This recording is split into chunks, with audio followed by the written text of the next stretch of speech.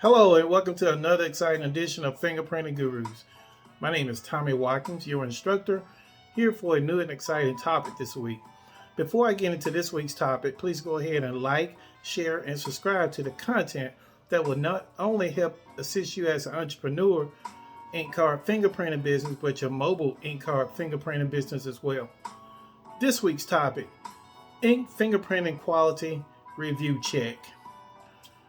After taking the fingerprint impressions, is always the question of whether the fingerprint impression meet the requirements of the FBI.